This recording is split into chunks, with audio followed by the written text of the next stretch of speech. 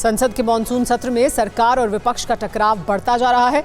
केंद्र सरकार का कहना है कि वो विपक्ष के मुद्दों पर चर्चा कराने को तैयार है, लेकिन विपक्ष को संसद की कार्यवाही में सहयोग करना चाहिए।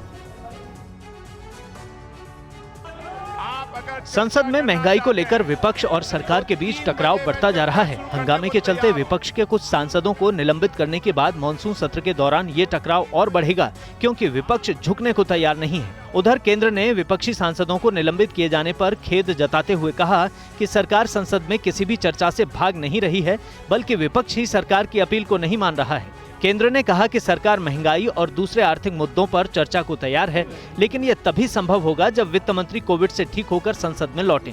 बड़ा खेद है कि कुछ माननीय सांसदों को सदन की कार्रवाई से इस हफ्ते के लिए सस्पेंड करना पड़ा। माननीय चेयरमैन ने हमारी दरख्वास्त को हाउस के वोट के लिए रखा और हाउस ने निर्णय लिया कि जो माननीय सदस्य हाउस को चलने नहीं दे रहे हैं, सदन की कार्रवाई में बाधा डाल रहे हैं, उनको इस हफ्ते के लिए सस्पेंड किया जाए। लोग कहते हैं महिलाओं के लिए ही टीवी सीरियल बनाई जाती है, आप उसे बदल दो। सफल महिलाओं से सफलता का पाठ पढ़िए। फ्रीडम ऐप को अभी डाउनलोड कीजिए। सोनिया गांधी से ईडी की पूछताछ को लेकर सियासी घमासान तेज हो गया है। कांग्रेस और बीजेपी आमने सामने हैं। नेशनल हेराल्ड से जुड़े मनी लॉन्ड्रिंग के आरोपों पर सवालों का जवाब देना था। टाइम पहले से फिक्स हो चुका था। सोनिया तय समय पर ईडी के दफ्तर पहुंच गईं।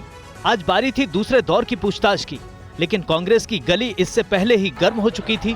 समर्थक जुट चुके थे, गहमा गहमी शुरू हो चुकी थी, पुलिस का घेरा मजबूत हो चुका था और इन सब के बीच राहुल और प्रियंका सुबह सुबह सोनिया से मिलने पहुंची और फिर सोनिया बेटे और बेटी के साथ ईडी के दफ्तर पहुंच गईं। सूत्रों का दावा है कि आज 2 हिस्से में हो रही पूछताछ में प्रवर्तन निदेशालय के अफसरों ने सोनिया के आगे 39 सवाल रखे। इनमें से ज्यादातर सवाल वही थे जो पिछली बार पूछे गए थे, जैसे एजेएल में कितने डायरेक्टर हैं, एजेएल में किस डायरेक्टर का कितना हिस्सा है, एजेएल में आप किस पद पर थीं, यंग इंडिया ने एजेएल का टेकओवर कब और कैसे किया। इससे पहले जांच एजेंसी ने सोनिया गांधी से 21 जुलाई को 2 घंटे से ज्यादा समय तक पूछताछ की थी। ईडी नेशनल हेराल्ड की मालिक बनी यंग इंडियन प्राइवेट लिमिटेड में वित्तीय गड़बड़ियों की जांच कर रही है।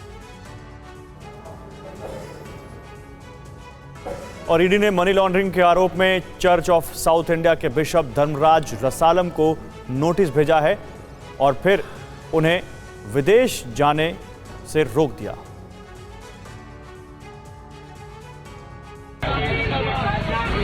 बीच सड़क पर धक्का मुक्की है, पुलिस की घेराबंदी तोड़ने की जिद है, नारेबाजी है, शोर शराबा है और कांग्रेस नेता राहुल गांधी अपने साथियों के साथ सड़क पर बैठे हैं।